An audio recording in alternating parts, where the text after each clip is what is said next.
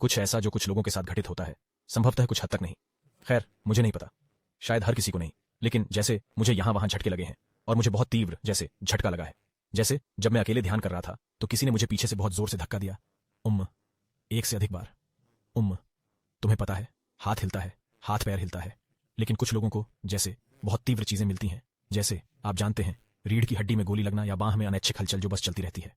ये सब ठीक है। और आमतौर पर कहें तो इसमें या इसके बारे में आपको कुछ खास करने की जरूरत नहीं है। लेकिन हाँ, व्याकुलता का पहलू, खासकर यदि आप चुपचाप बैठे हैं और आप समाधि की भावना या समाधि की स्थिति पैदा करना शुरू कर रहे हैं। एक बात जो मैं बस इतना कहूंगा वह है, वास्तव में देखो इस क्षण में प्रभाव और विश्वास के करीब। जाहिर है, इसे दबाने की कोशिश काम नहीं करेगी। लेकिन आपका ध्यान अचानक कुछ विशालता से हटकर आपकी बांह में एक मरोड़ की ओर खींच रहा है। यह ध्यान का एक बहुत ही त्वरित पुनर्निर्देशन है जिसे आपने घटित होने के लिए नहीं चुना था। यह बस स्वचालित रूप से होता है और फिर अक्सर यह दिमाग में वापस आ जाएगा और दिमाग चला जाएगा, ओह यार, यह ध्यान भटकाने वाला है।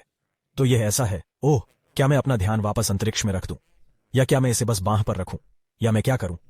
चिज की तरह यह उस बकबक पर ध्यान देने का एक अवसर है। ठीक है, ऐसा महसूस होता है कि जिसे यह जानना है कि क्या करना है उसे यह भी जानना है कि ध्यान के साथ क्या करना है।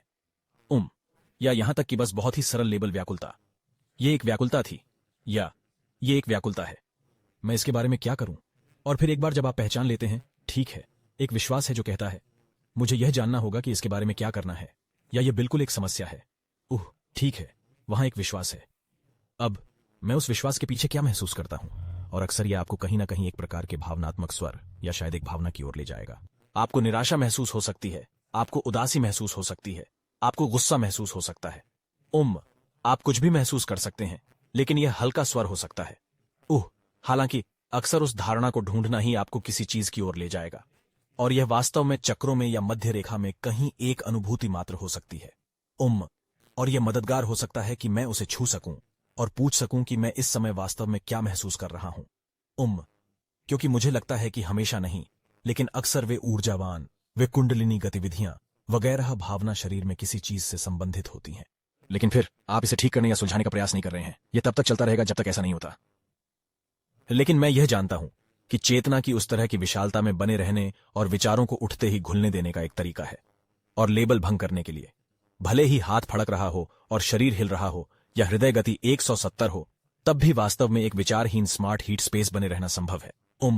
लेकिन कुंजी यह पता लगाना है कि वे व्याख्याएं आपका ध्यान कहां आकर्षित कर रही हैं और उसे द्वैतवादी महसूस करा रही हैं। जैसे, यही बात है, यही वह चीज है जिस पर मुझे अब ध्यान देना है, यही वह चीज है जिसे मुझे सुलझाना है।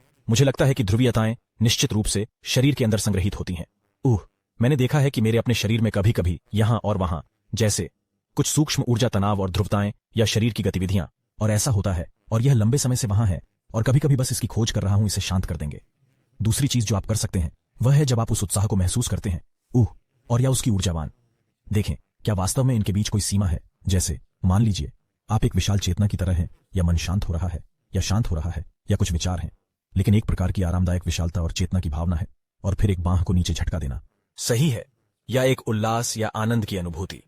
आप बस इतना कर सकते हैं कि अपना ध्यान उस ओर ले जाएं और फिर धीरे धीरे वापस आएं और बस देखने का प्रयास करें क्या वास्तव में उस चेतना और उस अनुभूति और यहां तक कि उस उल्लास के बीच कोई सीमा है। देखिए, कहीं कोई सीमा है क्या? क्या ऐसी कोई सीमा है कि मुझे यह तय करना पड़े कि मैं अपना ध्यान उस सीमा के किस ओर लगाऊं? ये इसके साथ काम करने का एक और तरीका है।